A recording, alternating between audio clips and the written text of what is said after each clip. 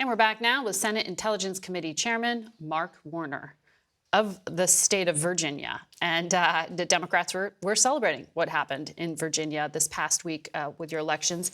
You said you told the White House what happened in Virginia was the first election of the 2024 national election cycle. What do you mean by that?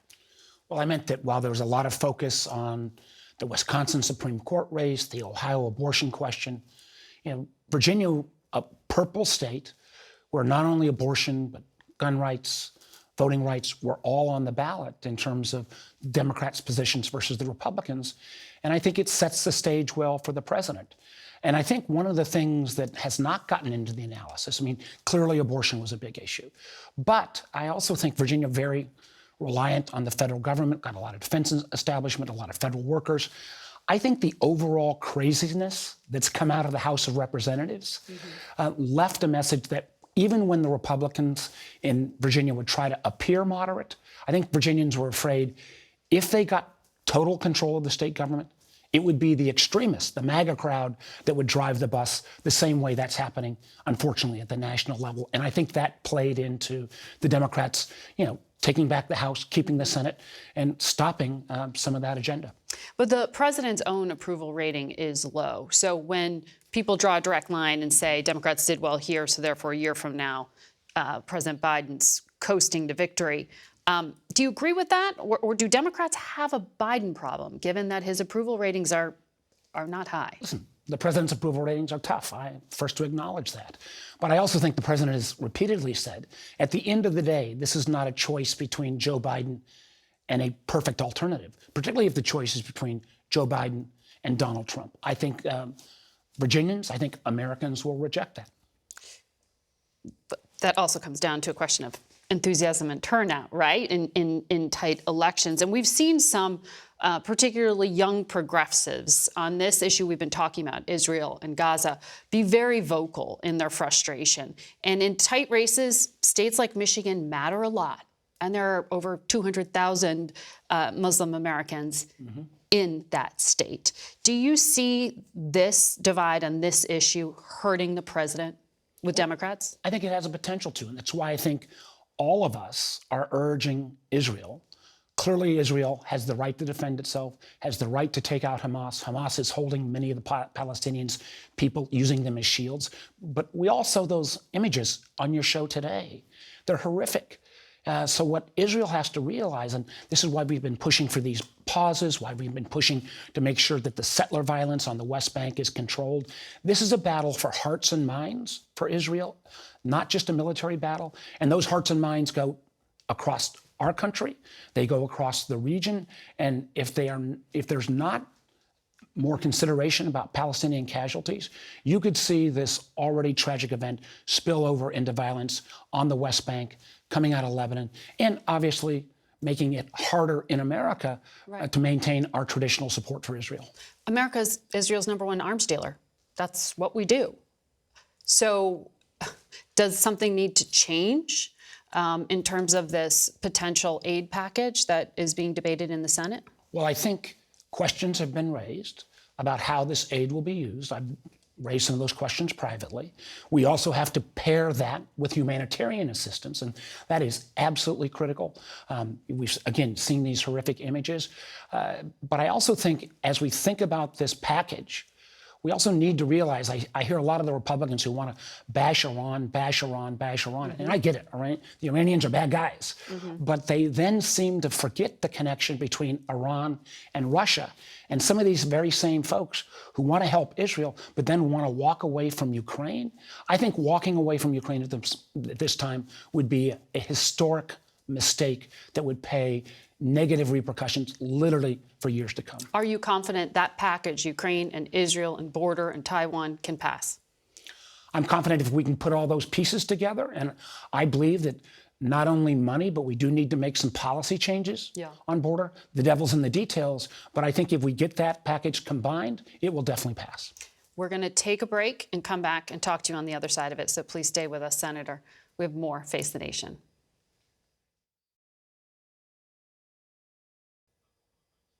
Yesterday, more than 300,000 pro-Palestinian protesters marched through central London, calling for a ceasefire in the Gaza Strip. Far-right counter-protesters clashed with police, and almost 100 people were arrested for trying to disrupt the main demonstration.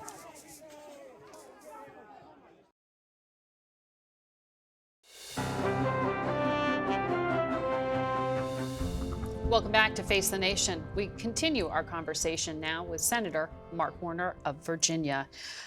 You, in your position as head of the Intelligence Committee, have been tracking a lot of the competition with China, particularly in the technology space. The White House seems to be very focused on reestablishing military-to-military ties with China. What are you watching for out of this summit with Xi Jinping? Well, I do think reestablishing these military ties and communications are important, because we saw when we shot down the Chinese balloon, nobody picked up the phone on the other end. And unlike Russia, where we've had 75 years of conflicts, but lots of back-channel communications, because our contest with China is newer, we don't have that level of communication. So I think that's very important to be reestablished. I also think the president needs to push President Xi on the continuing intellectual property theft that some years accounts for close to $500 billion of intellectual property being stolen. And I firmly believe, and we've seen no retreat from China in terms of its level of technology investment, I absolutely believe that national security in the 21st century is more than tanks and guns. It is who wins the battle for artificial intelligence and quantum computing and advanced energy. The level of Chinese investment, for example, on rare earth minerals coming out of Africa is huge. And we need to be able to counter that with America and with our friends. So you want guardrails, I imagine, set up with China on artificial intelligence and the like, but legislating around a lot of this is really hard, and it's not moving very quickly.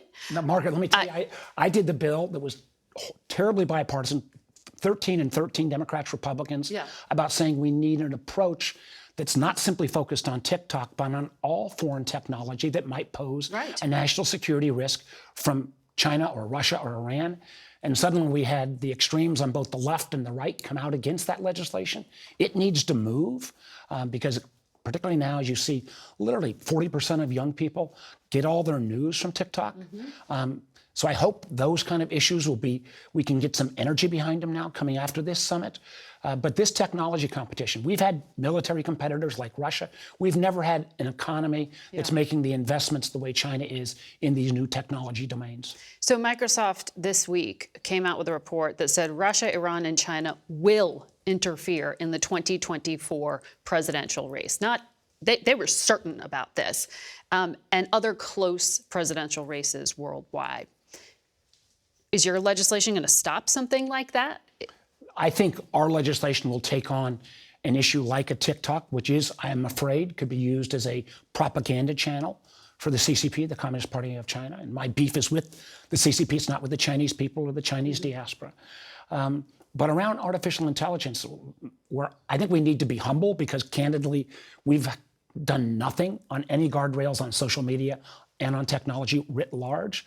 The two areas where artificial intelligence could have an enormous negative effect tomorrow is interfering in our public elections, but it also could have a tool in terms of interfering in our public markets. And I've been surprised we've not seen more manipulation, for example, of stocks using AI tools. So my hope is perhaps we can get a coalition between those who favor making sure our public markets are not interfered with, as well as those who are concerned about interference in our elections, to build the kind of coalition.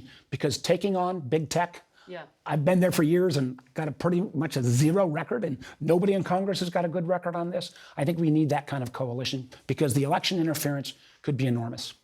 Very quickly, is that Washington Post report that Ukraine was behind the attack on Nord Stream accurate, and is attacking civilian infrastructure acceptable?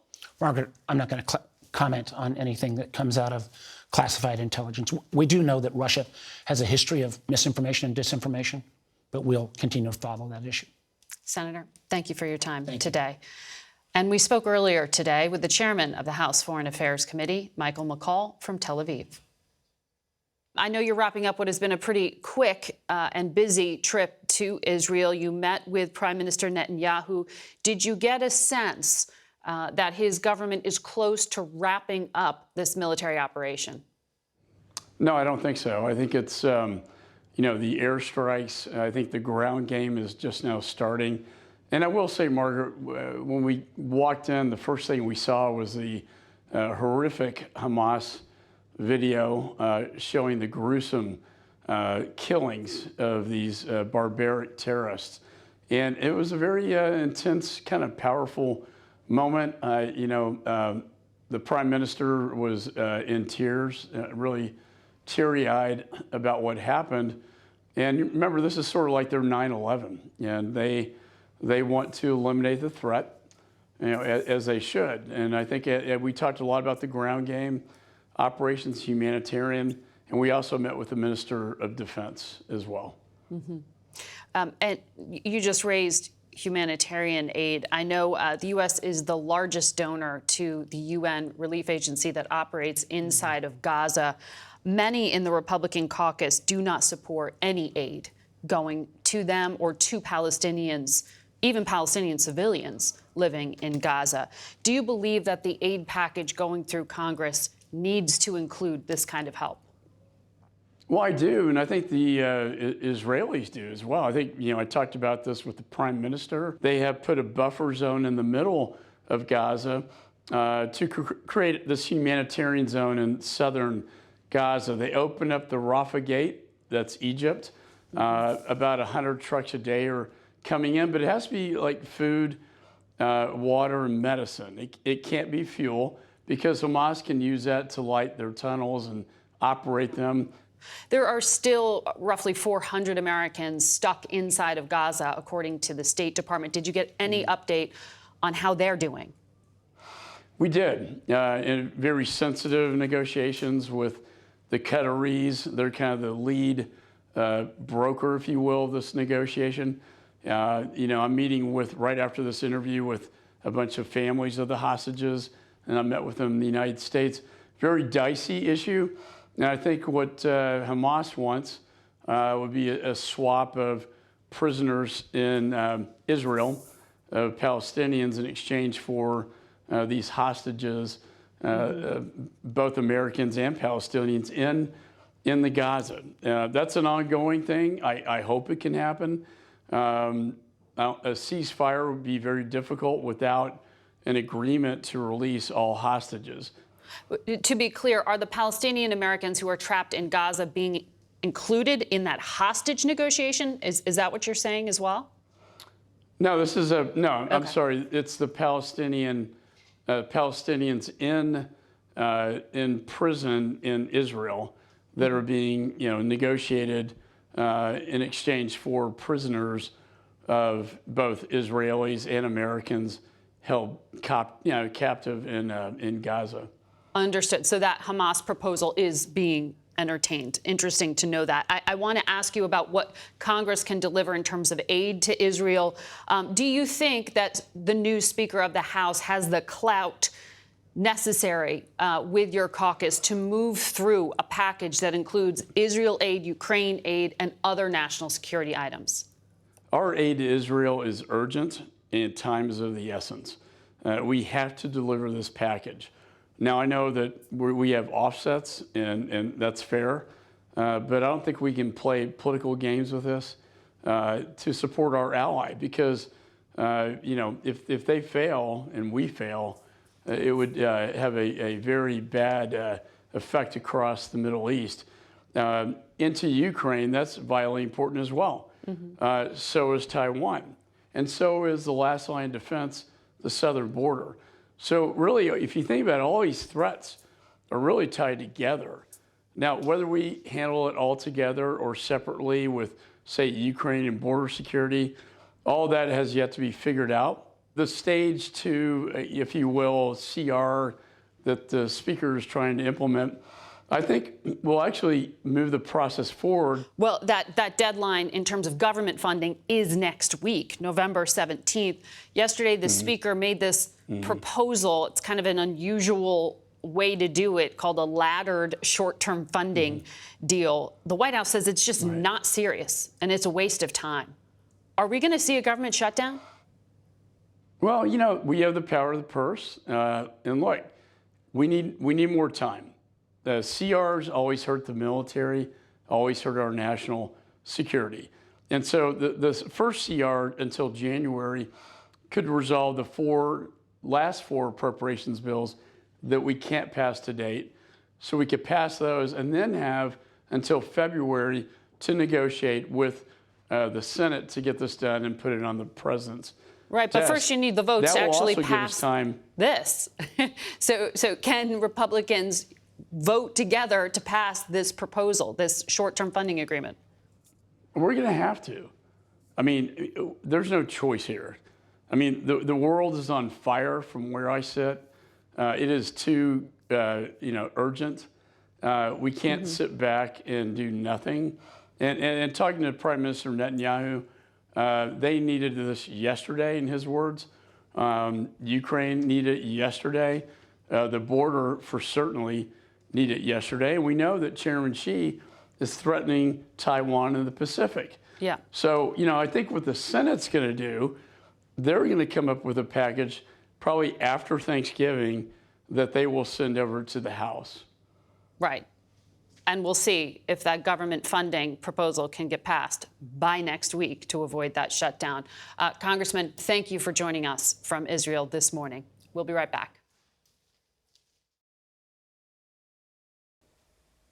We turn now to the president of Israel, Isaac Herzog, who joins us from Jerusalem. Good afternoon to you, sir. Good morning, Margaret. Your country lost 1,200 of its civilian citizens on October the 7th, and I know you're still reeling from that. But what we're seeing in Gaza right now with Hamas and this concentration of very intense fighting around Al-Shifa Hospital, if that is indeed Hamas's command center, does that mean this war ends if you take control of it? Well, the war we've taken on against Hamas is a war which matters to the entire well-being and safety of the world, I would say. And therefore, our main aim at this stage, following the atrocities we've gone through on October 7th, is to uproot the capability of Hamas. It doesn't end in Shifa Hospital. They're based all throughout Gaza. I know you have personally met with many of the families of the roughly 240 hostages being held by Hamas and other terror groups. Can you explain why Israel is reportedly now considering releasing Palestinian women and children from your prisons in exchange for some of these hostages held by Hamas? I don't want to give any illusions. Qatar is trying to mediate, so is Egypt, in order to get a humanitarian release of some of the hostages. We demand all the hostages. That's the worldwide demand. But there are talks, of course, behind the scenes. I cannot confirm any details. What I can say is that there is nothing substantial right now on the table. The United States is also heavily involved in this, so there's nothing tangible that I can report. I ask because in the past, Israel has flatly refused that Hamas proposal to release Palestinians from prison. Are you saying that's a false report? It's not the same. It's not the same. The report doesn't say that Israel is willing to release murderers who are sentenced for life sentence. In my speech in Congress to a joint session of the House in July, mid-July, I said that the entire problem with the peace process in the region is terror. Terror is undermining the entire ability to move forward. All of those who remember decades of trying to make peace with our neighbors know that we can make peace with those who adhere to the agreements and fight terror. Unfortunately, a nation which supports and hails terror cannot be a partner, and we've seen the atrocious results. I understand, and the United States of America considers Hamas to be a terrorist organization and has for decades. They're very clear on that. But as you just mentioned, you have long been an advocate for peace with the Palestinians, but there are many in the current government who before October 7th were not and do not favor two states for two people. Do you still believe that is the way ultimately to have peace? Why would anybody agree right now to any progress with our neighbors when we don't see truly their ability to fight terror? And many of them, including those in Gaza, are hailing and smiling and celebrating in the most atrocious way the world's greatest atrocity almost since World War II. May I also add and tell you that part of the whole issue is that it's kind of a culture that celebrates these awful atrocities. These atrocities cannot be accepted in any way. It means it has nothing to do with the conflict. It has nothing to do with the borders, with settlements or anything. This is simple, clear barbarism, Jew hate, other hate, which is advocated by ISIS, Hamas, Al-Qaeda, which if we weren't here, then Europe will be next, and probably the United States is the end game for all of them. I understand, and I'm not discounting in any way anti-Semitism around the globe, which is on the rise. When it comes specifically, though, to the long-term security of the democratic and Jewish state of Israel, it sounds like you have lost some hope for that peace process.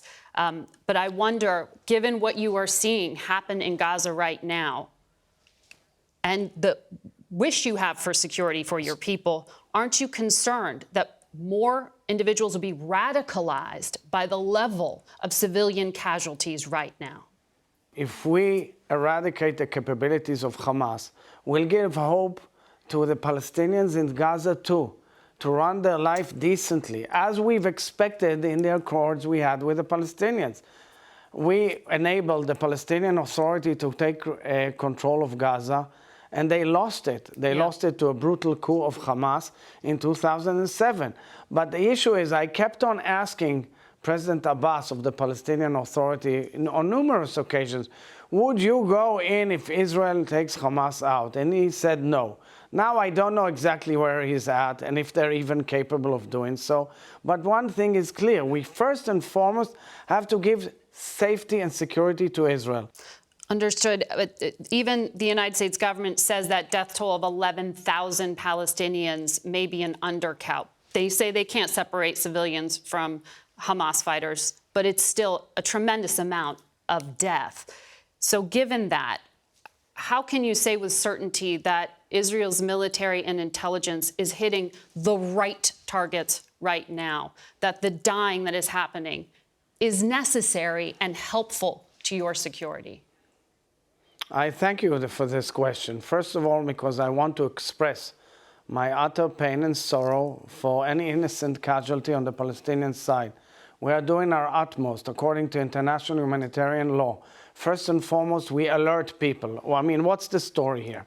The enemy, these terrorists, fought and tried to kill us and send missiles and terrorists from their homes. So we have to go to these homes and we have to blow up all their infrastructure, tunnel, missiles, everything. So we go and we send leaflets, and we call and we phone and we send text messages to all the civilians in that area. We tell them move out, we give them time to move out, and we've opened humanitarian corridors, and we have increased dramatically the humanitarian aid to those who are moving out to a safety zone. Unfortunately, there could be casualties. Some of them are also by Hamas fire, and the reporting and the numbers are unclear to me. But I'm saying outright, we are doing our best. Unfortunately, these things happen, and we are sorry for it. But at the end of the day, we have to uproot that infrastructure because we have to defend ourselves according to our right and duty to defend our people. President Herzog, thank you for your time. We'll be back in a moment. Democrats celebrated a series of high-profile wins in this past Tuesday's elections, including an abortion rights amendment in Ohio and full control of the state legislature in Virginia. But there was another notable outcome. Liberals won a series of school board races in red and blue states alike. Why?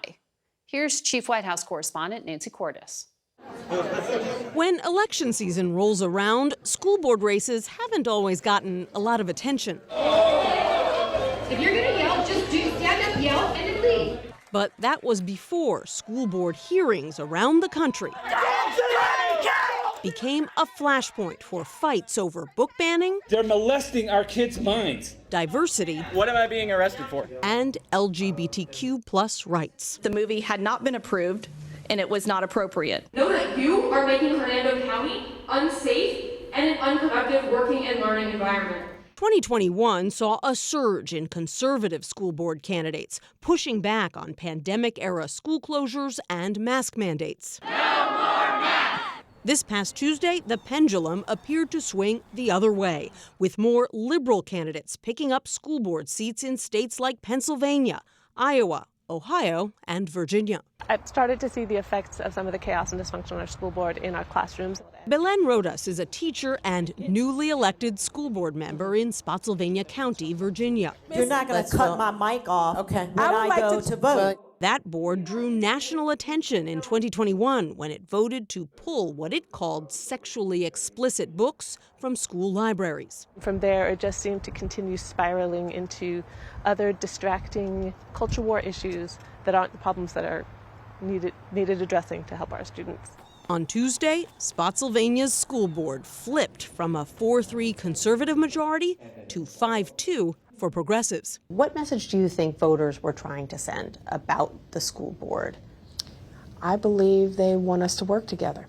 April Gillespie is one of the two remaining conservatives. I believe they're tired of the fighting and the lawsuits and on both sides, just everything, both sides. I think that they want us to move forward and focus on the business of the division and not so much the politics of things. Last Tuesday's school board races are being viewed as a test case for 2024, when voters in all 50 states will go to the polls. Democrats are hoping this issue, like abortion, will help to drive turnout and make up for what polls show is a dip in enthusiasm for the team at the top of the ticket. That's Nancy Cordes reporting. We'll be right back. Today, some tragic breaking news. The Pentagon has just announced that 5 U.S. service members were killed yesterday in an aircraft training mission in the Mediterranean Sea. Our condolences to those families and our deepest respect and thanks for all of those who serve or have served in the military. Until next week, for Face the Nation, I'm Margaret Brennan.